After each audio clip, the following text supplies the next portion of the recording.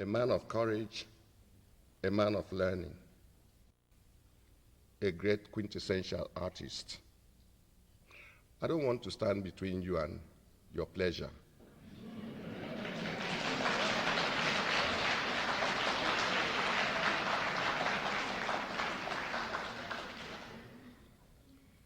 I present to you Wole Soyinka.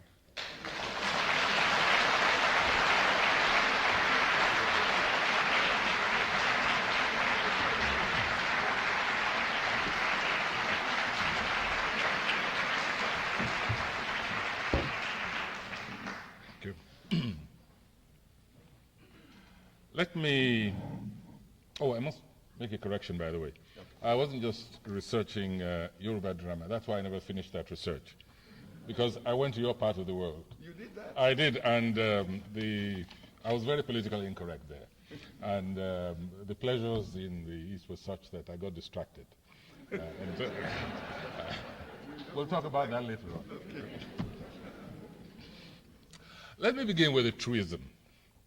The world of the creative artist, and indeed of scholarship of any kind, extends beyond its normal zones of perceived hibernation. Someone, I forget who it was now, once defined war as politics by other means, something along those lines. What I propose here is a recognition that creativity is often simply politics by other means. Obviously, this is one of those half-truths, maybe not even as much as half, that in the process of deciding the exact proportion, I intend to accord myself the gratification of looking yet again at the tactics of survival, which is really what war is about. So, if a successful war is a lesson in survival tactics, successful creativity also implicates the tactics of survival, of that genre, decidedly. Never mind the individual losses on the way, just as in battle.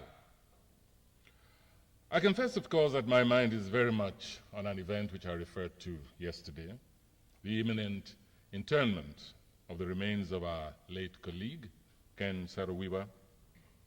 While some of us are at a particular level, for some of us this will bring a measure of closure. It also serves to remind us, the survivors, not only of the continuing companionship of the unfinished and indeed interminable task of bearing witness. It compels us to rededicate ourselves to that very reason for our creative existence. Additionally, however, we are obliged to learn to evolve strategies that reduce our loss in combat with the insatiable gorge of power, or at least of reducing the handicaps that confront us.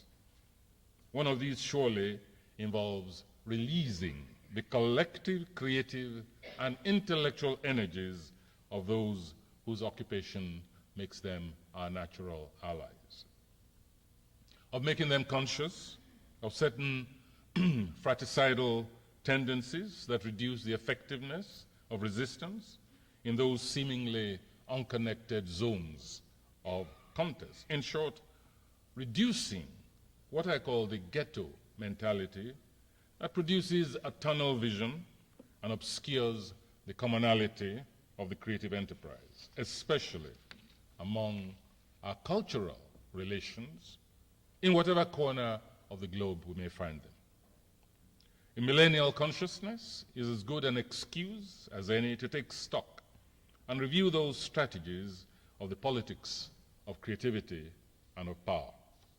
The title of this, by the way, I should have begun by saying, is Moving Beyond the Ghetto, the Politics of Creativity and of Power. Even just as there is nothing romantic about wars, so there is really nothing romantic about creative survival. This is what a number of writers realize, most especially in what I call the hotbeds of the primordial encounter between power and freedom.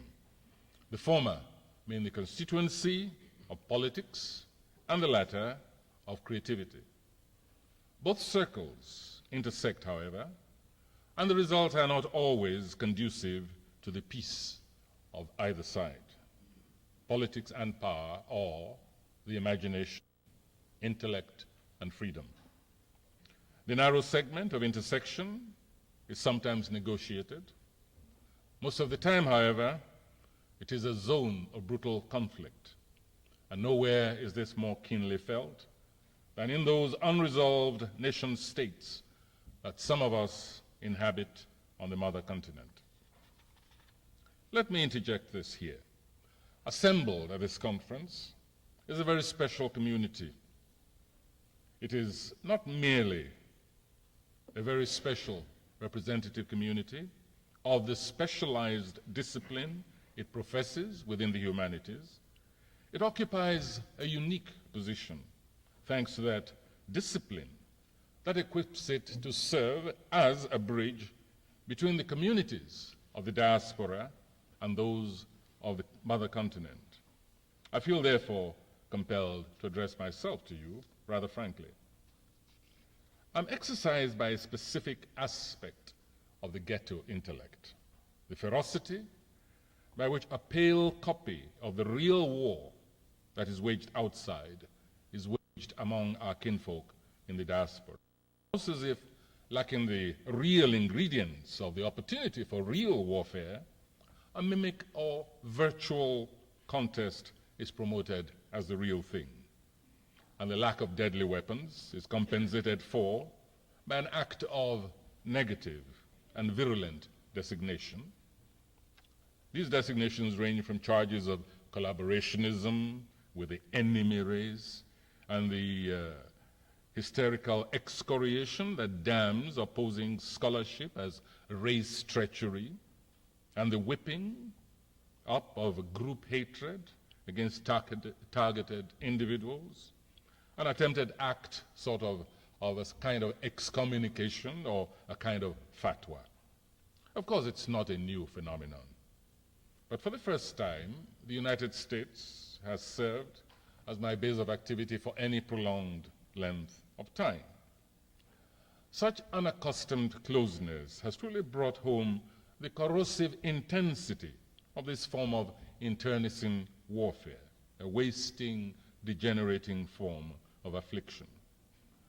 As an embattled member of the species, I find myself taken aback by self-absorption of a specific sector of the intelligentsia, both the developed and putative intelligentsia, into what I have already termed a ghetto condition that walls out parameters of conceptualizations that some of us take for granted or else stoutly defend as a given, open intellection and a frank confrontation with the material on which it is fed, be such material history, culture, or social realities. Now, of course, I recognize this, as I did from my very first visit to the United States, the very early 60s, as a historically unavoidable development. Indeed, sometimes a necessary one for a combative phase of black liberation, assertion, and cultural confidence. That phase, in my view, could last several decades, several generations, and without any negative overtones, as long as it is recognized as a normal phase in the dialectical process within the dialogue of races, cultures, or histories, violent or peaceful, be these in the cause of interaction between master and slave races, between mainstream cultures and minority cultures, or between established and migrant societies.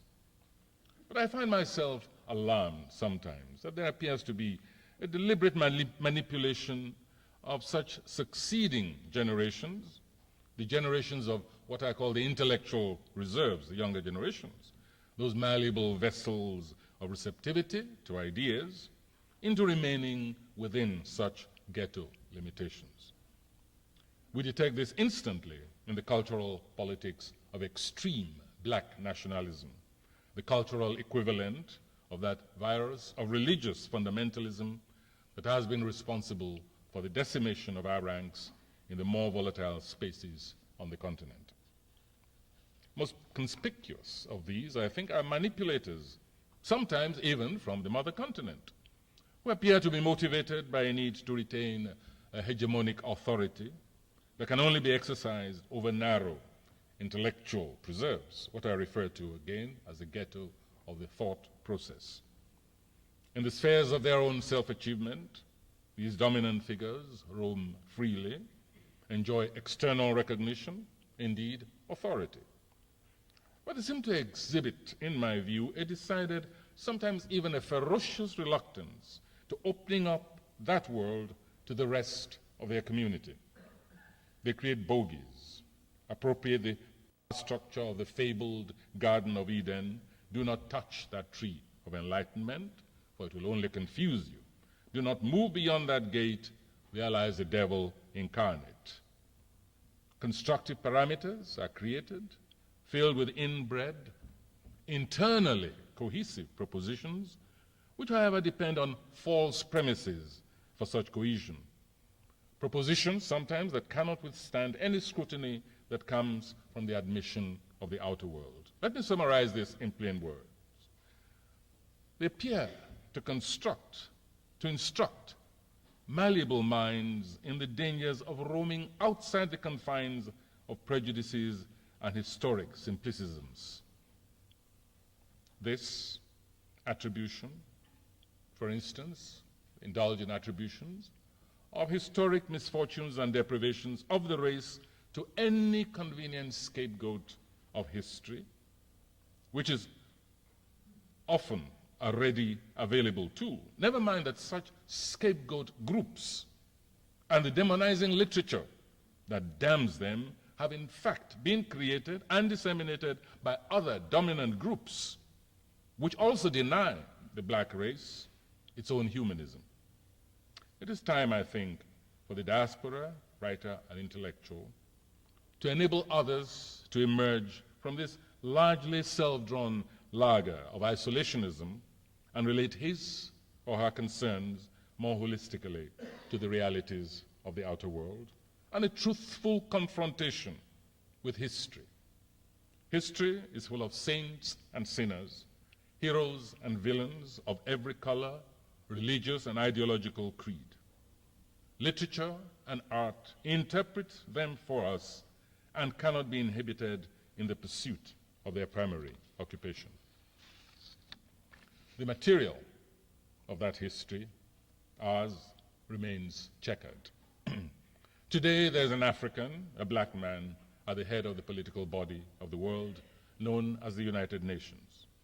Yet even this was a logical progression within a structure where Africans, including the present Secretary General, had occupied several rungs close to the very top of that hierarchical ladder, charged with functions from which, in the apprehension of many white people, they should normally be excluded or were not considered competent by virtue of their race. Before then, yet another African, a black man, had headed the cultural and scientific arm of that same United Nations, UNESCO, for 8 years. During this period, however, the history of the black victims of the Tuskegee syphilis experiment had surfaced to add yet another notch of shame to white America's self-regarding, its claims to civilization, just as narratives of the exploits of the black American pilots during World War II have opened up an avalanche of the suppressed ledger of achievements by descendants of slaves in this country.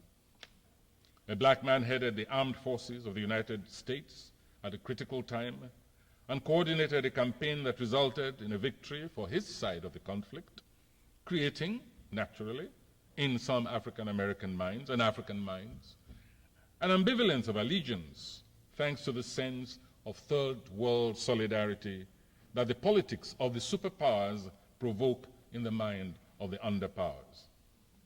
Yet even in this same period, the black world suffered human reverses of unspeakable dimensions in the forms of incontinent dictators, from Mobutu Sese Seko through Idi Amin to Sani Abacha, not to mention disintegrated nation entities such as Somalia, the civil wars of Sierra Leone, where elementary humanism totally lost its bearings. We leave the most chastening to the last. The very mention of the name Rwanda conjures up no less than a cruder version of Adolf Hitler's meticulously engineered slaughterhouses. These are the realities. The juxtapositions are deliberate and important for any assessment of the intellectual parameters that today's African, the African American community, and other Africans in the diaspora in general bring to encounters with their own histories and contemporary actualities, either on this or on the mother continent. I repeat, I'm persuaded that the intellectual persona of the African American needs to address these issues, needs to be taken out of the ghetto, rescued from the not disinterested protectiveness of local guardians and interpreters of history and knowledge. And perhaps that process can be enhanced by creating channels of identification with the universal realities of the outer world. The core value to all forms of creativity is bearing witness. The ancient responsibility of griots, traditional singers, epic narrators, carvers, and muralists is bearing witness. And this is what the great works of the human spirit are about. Whether we're speaking of the great sculptural fields of Angkor Wat, the pyramids of the Nile, the astounding array of Chinese terracotta figures that were unearthed some years ago, a one-of-its-kind funerary tribute to a past emperor, the sublime bronzes of Benin and Ife in Nigeria, temples of the Incas and the Aztecs. And it is this testifying, this bearing witness, that has evolved into the more contemporary murals of the descendants of those arts sticking to the Third World, the murals, for instance, of Orozco and Diego Rivera, the canvases of a Romare Bierden, or the woodcuts of Jacob Lawrence, down to the contemporary works of a Moreno Ilami, Twin 77, Malangatana, or Skunda Bogosian, the haunting blues of a Billie Holiday, or the pulsating chants of the Wolof singer. The creative and intellectual property of the world is expansively archival, a testament of human history, even the most negative ones, such as the slave forts of Ghana, the Isle of Goree, or the auction houses of the Swahili coast, or indeed those monuments that stand in such proud sublimity, but are indeed records of human cruelties, forced labor, the megalomania of rulers, sometimes with elaborate, sublimely worked interiors that, however, tell the tale of tortures and human sacrifice. These are all archives of human triumphs and errors, and bear one indelible superscript: truth. Truth that will not bear revision. We may interpret archaeological evidence 100 and 1,000 different ways, but even the process of alternative theories that give tongue to the silent iconography is premised on a genuine quarrying towards the truths that are hidden beneath the rubble. When UNESCO raises billions of dollars in an effort to save the pharaohs of the Nile Valley from inundation, that the remorseless march of modernity and development threatens to inflict on such world heritage, or launches such a project as the slave route, it is merely preserving the archives of the world from potential lacunae. The activities of UNESCO in other parts of the world are propelled by that same fidelity to its mission statement, including its strategies for declaring certain artifacts or species world heritage, to ensure that their immediate custodians recognize themselves for what they are, custodians only, honored with a responsibility towards a heritage that belongs to the entire human race. To fail in such duties is to act passively or actively, like the grave robbers who pillage the pyramids for their treasures, indifferent to the fact that through their activities they desecrate knowledge and thus violate the fundamentals of truth that define the human community. These reminders have a purpose. That purpose, simply, to bring to our notice, yet again, that these products have not fallen from outer space, that they are the manifestations of human creativity and could never have come into being without their producers. Culture is not an abstract, but a materialization of intellectual labor. It is produced, and therefore its producers matter. Indeed, the producers of culture are the avant-garde of the historic endeavor of the human race to constantly reproduce its corporate existence, which is why the air of a prestigious responsibility often surrounds those agencies of the United Nations and its sister organization, UNESCO, that are charged with the preservation of such common heritage. And the paradox of the existence, alas, of these organizations is that the ability of such agencies to function, indeed the very efficacy, is sometimes achieved at the expense of the producers of culture. Simply put, such are the politics in which such agencies find themselves embroiled, that the functioning heirs of such heritage, the contemporary griot, sculptor, novelist, poet, or dramatist, is forgotten or willingly sacrificed at the altar of realpolitik. It is thus left very often for the rest of us to remind the world of the primacy of the producer over the product of his or her own hand. History undeniably is witness to the truth that front in line of the bearers of the torch or vision are these griots, the writer, sculptor, and others who extract from the present actuality, the signposts of the future, with all the attendant risks of such activities. If culture and civilization are not to stagnate, or the hard-won freedoms of humanity abandoned to the ever-expanding rapacity of political power, these torchbearers of the future must be considered deserving of that same status as embodiments of world heritage, certainly more perishable than the pyramids and infinitely more vulnerable. The world of scholarship, formal or informal, has no less a responsibility. And here we must make a plea to our kinfolk in the diaspora.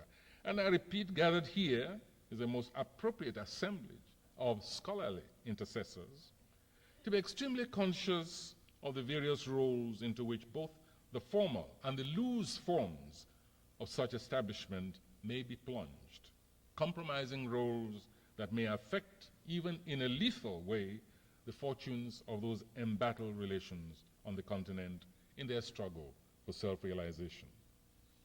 The politics of academia, where there is also a constant, unstated, but quite bruising contention for hegemonic authority, may end up serving a dangerous orthodoxy on the continent, even while it is consumed with its own struggle for internal supremacy.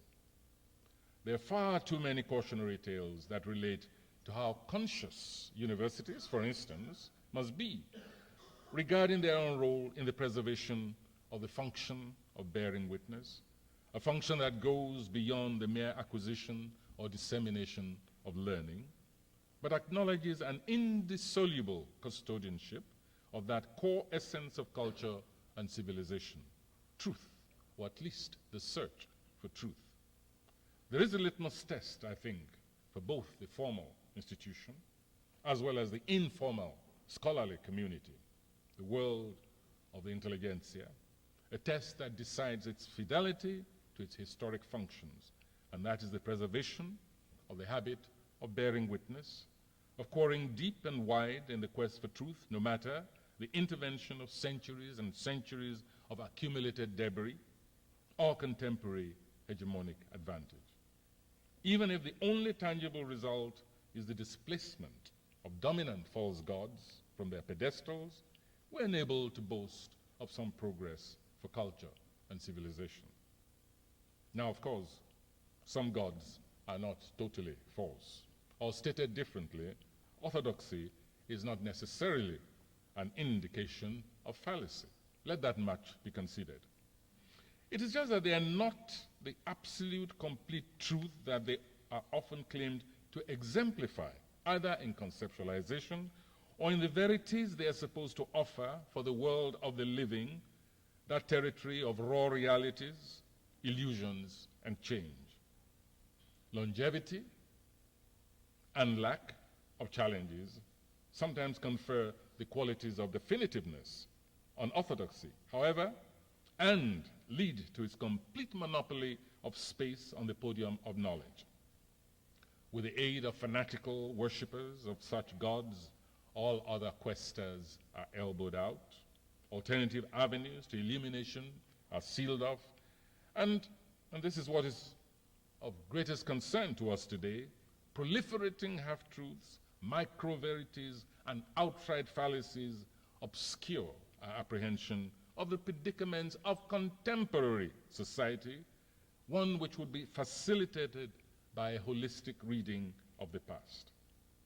The greatest casualties of this proceeding are, of course, the restless intellects, the creative minds which either intuitively or through a refusal to cultivate a blindness to the untidy ends of history, those tiny but significant bumps and potholes on the smoothly articulated highways to the pinnacle of wisdom, find themselves thundered down upon by the threatened guardians of long-held orthodoxies. Those sacrificial beings, let us continue to emphasize this, they are the true makers of culture. In another context, I've described them as the benevolent witches of traditional society.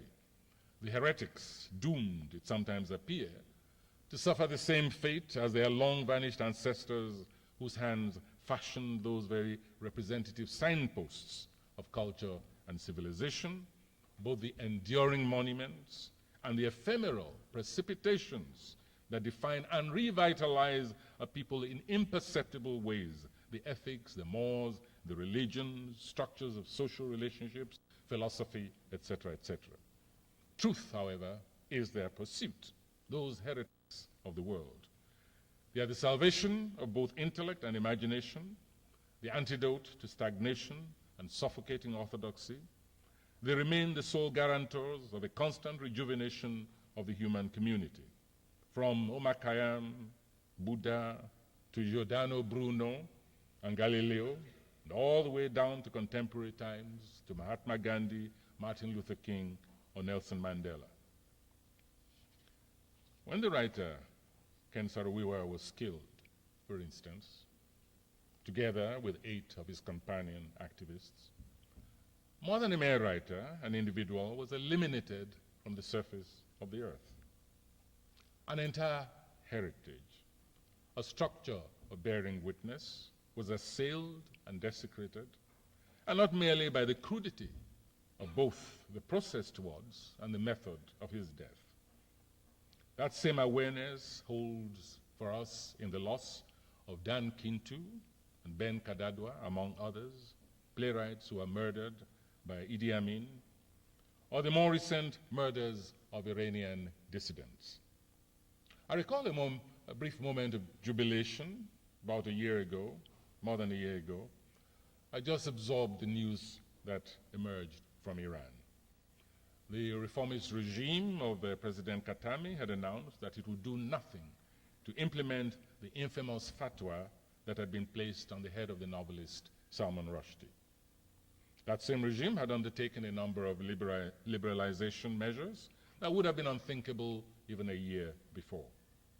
I recall extensive coverage in some journals, even by chronic Iran bashers, who saw a decidedly, and I saw also, a decidedly objective video documentary that conducted interviews with Iranians from all walks of life, old and young generations, and not merely in Tehran, but in some of the other cities, like Qom, for instance, the holy city, the birthplace and burial site of the late Ayatollah Khomeini. One and all, albeit with a few expressions of impatience, with the pace and the extent of these reforms, they were uniformly filled with praise for the regime, and the direct images appeared to bear them out. Of course, there were dissident voices, which felt that the liberalization was going too far.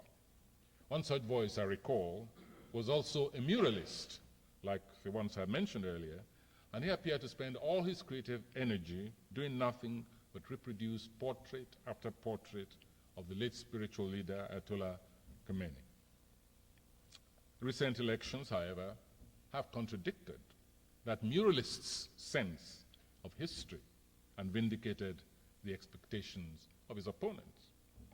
However, barely a few mornings after that spell of optimism, I opened my newspaper only to find a report on the secret executions of writers and artists by a shadowy group of extremists who appeared determined to cow the creative minds of Iran into a rigid conformism. Among the disappeared or found murdered of the writers, intellectuals, and cultural activists at that time were Mohammed Mokhtari, Mohammed Puyande, Piruz Darfani, plus someone who was described as a veteran opposition leader, Darush Furuka, who together with his wife, Parvaneh, was found stabbed to death in their own home. In short, a parallel government of killers and abductors had launched that familiar agenda of rigid orthodoxy against the traditional targets, the writers, the thinkers, and artists. In short, the heretics. The penalty for failure to submit being death. The threats to the existence of the makers of culture do not therefore necessarily come from the state. Let us always remember that. There is always the putative state, one that operates outside orthodox political structures. Is this phenomenon, as remote as it might sound, something to be found in distant lands, in theocracies and other undemocratic conditions? Alas, there are also parallels in a minor key in the world that imagines itself to be free from such madness. The putative state may be found within the citadels of academia and scholarship, especially within ideological caucuses that threaten the intellectual range of the would-be heretic with the penalty of ostracism and subtle forms of intellectual lynching in the name of orthodox purities. It is purely fortuitous that such commissars of orthodoxy, evolving in some cases into what I now mentally refer to as the race police, are restricted by laws and conditions that do not tolerate the ultimate exercise of terminal censorship, but they do their best within those limitations.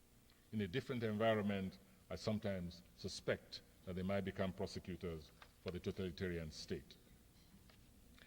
There are so many fronts on which these battles are fought, and I think it might help that some of these become better known in order to clarify the plight of the culture producers and situate it in a more universalist scope. Let us return to the more effectively structured agencies of the intellectual and creative enterprise and their interaction with the politics of the real as opposed to the symbolic world of intellect. The World Intellectual Property Organization, based in Geneva, is an autonomous agency of the United Nations. Even without the specific mission statement bequeathed by the United Nations, one that formally places it out of bounds from interference by governments, such an organization is equipped with a mandate that enables it to serve us as a moral compass for the activities that are related to the gathering and preservation of knowledge, of the works of creativity. And this, we have stated, is an activity that is possible only because of the prior and continuing functioning existence of the lineages of producers of that knowledge. This also requires from it a responsibility that we have described as being a bulwark against censorship, which we recognize as an activity of power. Of the various forms of censorship that exist, the most effective is, of course, the terminal censorship. When that happens, puts an end to the career of a writer, artist, or scholar, a center for intellectual learning or preservation is already impoverished, its mission defeated. What, we may ask, vis-a-vis such organizations, what should they consider the greatest threat to cultural production. I've named it, of course, but let us identify it properly. It is power, nothing else. Power constantly tries to substitute itself for cultural production. To survive, to manifest itself, power must either co-opt the cultural producer to its own self-realization, or incapacitate him or her, or at worst, eliminate what is now regarded as a rival. It's an ancient battle with no quarters given. Be co-opted or be destroyed. And we're not speaking here of secular power alone, but religious power. Witness the tortures of the Roman Catholic Inquisition inflicted on scientists, artists, whose works were considered heretical. The ever-lengthening index of banned books that were ritualistically burnt, even as their authors were also immolated at the stake.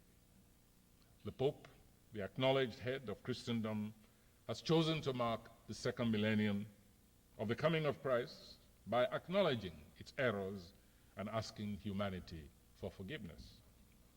The conduct of Islam also in many societies, even today, is a record of blood-stained rivalry in Philistinism. You have only to look at the eruption of the Taliban power in Afghanistan, or the gruesome fate of writers, musicians, cineasts, etc. in our own Algeria. Why, let us ask, does power constitute itself such an antagonist of creativity? I believe it's all bound with the struggle for space. Creativity is boundless, infinitely self-proliferating, constantly exploratory, and thus exercises and challenges the universe of potential control by power, which understands only the tangible zone of domination. The agency of creativity is, by contrast, freedom. And these are two axes of human striving which are competitors for a common terrain. We begin to understand why a sense of inadequacy appears to overwhelm all dictators, however seemingly self-assured and self-sufficient. And this inadequacy, it appears, mostly expresses itself in the creative and intellectual arena, in efforts to subjugate, humiliate, or else co-opt it in some form or another. This is something for the world of the intellect and creativity to note and address in some studied manner. Next, perhaps, to external recognition and acceptance by other ruling figures, their partners in the project of power, wallowing in the accolade of pomp and circumstance shared with peers in the arena of power. It is acknowledgement by the artistic and intellectual world which turns out to be the most coveted reward for unelected rulers. Nicolae Ceausescu moved heaven and hell to have the Romanian Academy of Letters induct his wife and personal cronies into its membership, leading to resignations from within the board, bouts of resistance and capitulation. For himself, of course, he simply designated an honorary doctorate or two. We have the personal testimony of a former Vice Chancellor of Uganda and later its short-lived president, Godfrey Binaisa, on Idi Amin's desperation for this ultimate accolade. You see, it was not enough that a non-commissioned officer should catapult himself to the position of president for life, field marshal, etc. He had to be a possessor of a university recognition. And so he took himself to the vice chancellor and demanded a doctorate degree. The poor man attempted to play for time, explained that he must first put such a proposal to his Senate. So how did Idi Amin respond? The omnipotent ruler pulled out his gun and placed it to Benaisa's head and declared, "Look, here is my Senate. It has taken its decision and it says you had better give me my degree now."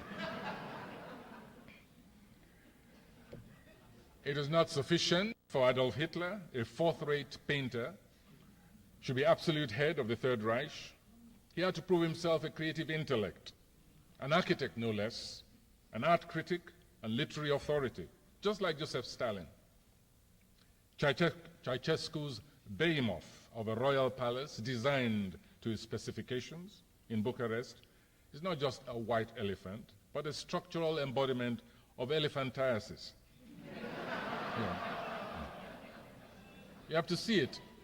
It's a grotesque hybrid that is neither Palais de Sport nor Gothic mausoleum, but a combination of both, and a concept of what a palace must be in the abode of Satan. If Ceausescu committed no other capital crime but that, he more than richly deserved his execution.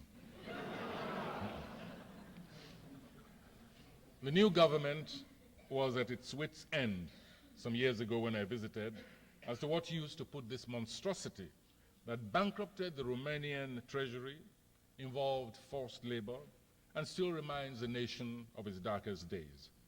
I recommended that they turn it into a universal museum of dictatorship horrors, and I promised quite a substantial contribution from Nigeria.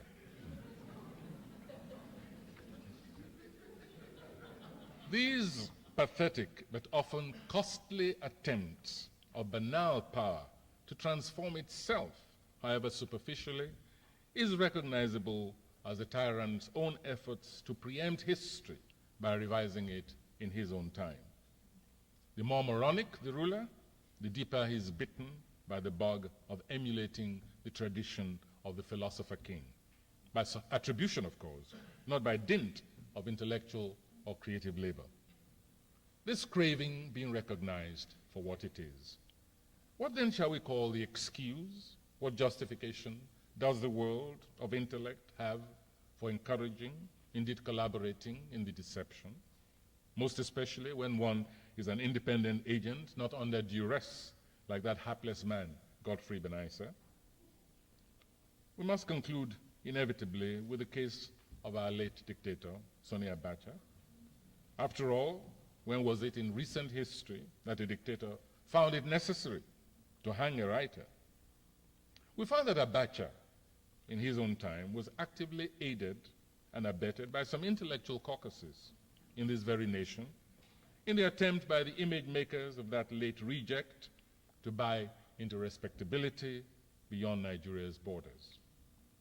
About 2 years before his death, he nearly did succeed with New York University, where an endowment fund had in fact been received and a research fellowship named after Sani Abacha. Only thanks to the vigilance of a number of Nigerians within the democratic movement and the support of our colleagues in US academia was the enterprise nipped in the bud and the funding returned. Later, we discovered yet another attempt that had gone much further in another state university, again in New York State. Again, this was scotched just in time.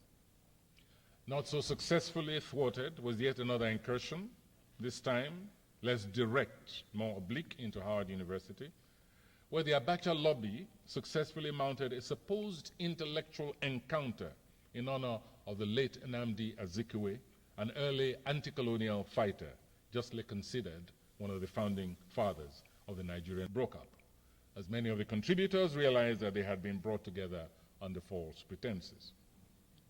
The intellectual and institutional communities of this nation, especially our African-American kinfolk, need to be constantly on their guard.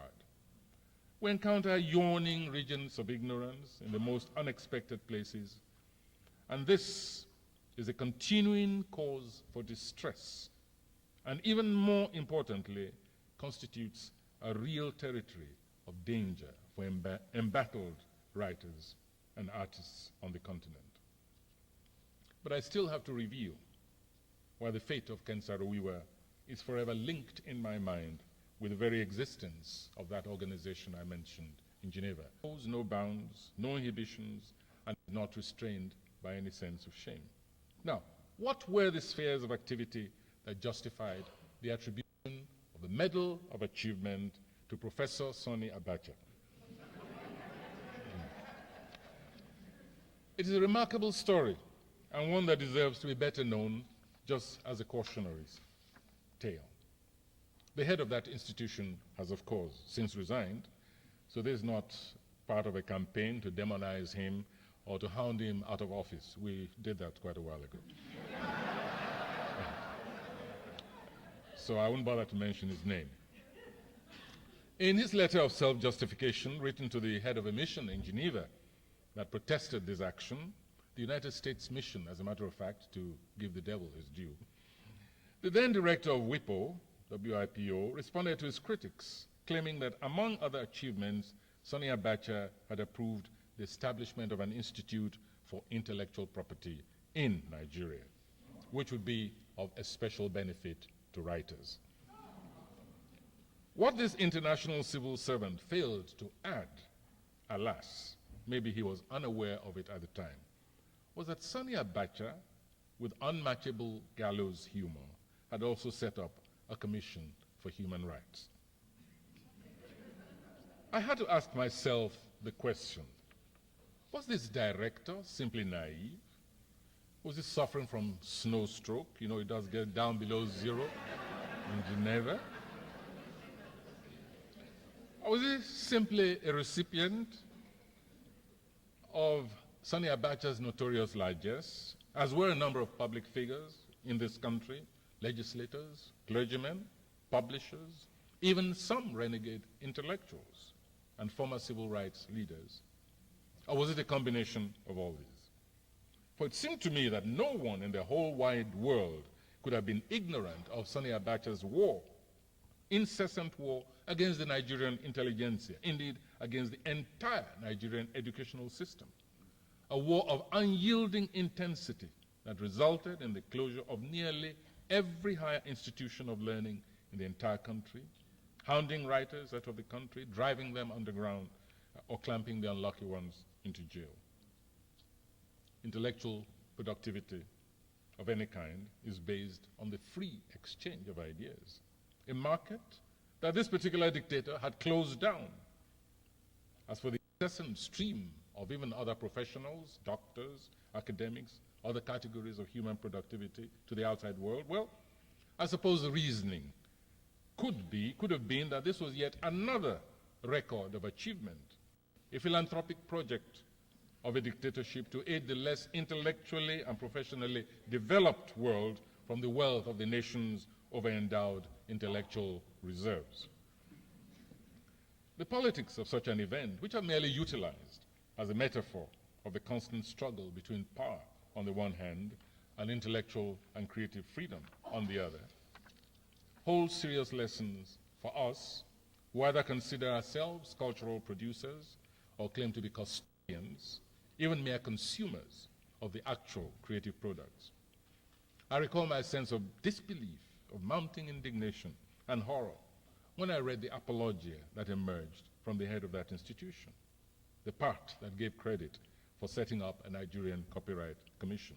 This is revisionism in my own lifetime, but this is not the place to go into the history of the setting up of the Nigerian copyright movement, which involved writers like Cyprian Ekwensi way back in the very early 60s, before an unknown captain, Sani Abacha, committed his first recorded murder behind the lines in the Midwest of Nigeria during the Biafran Civil War.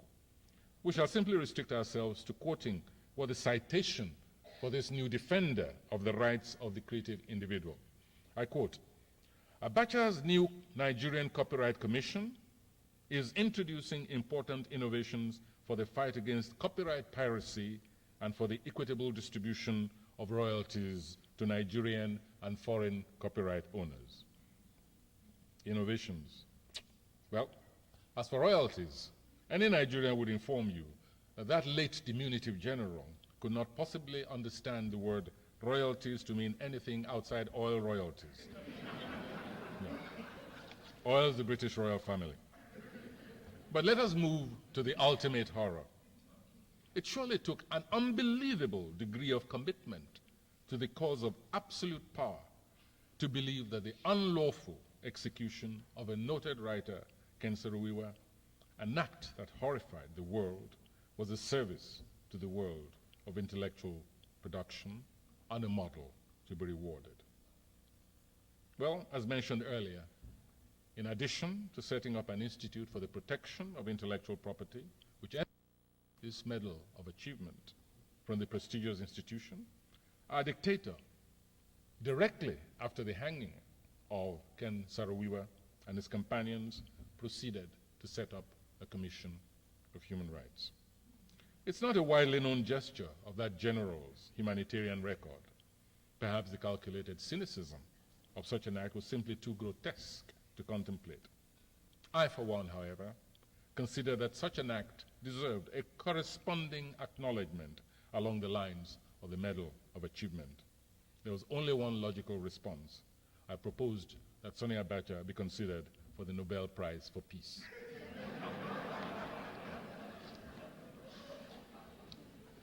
Well, not a theologian, I'm in no position to state whether or not that late defender of cultural rights is at peace wherever he is.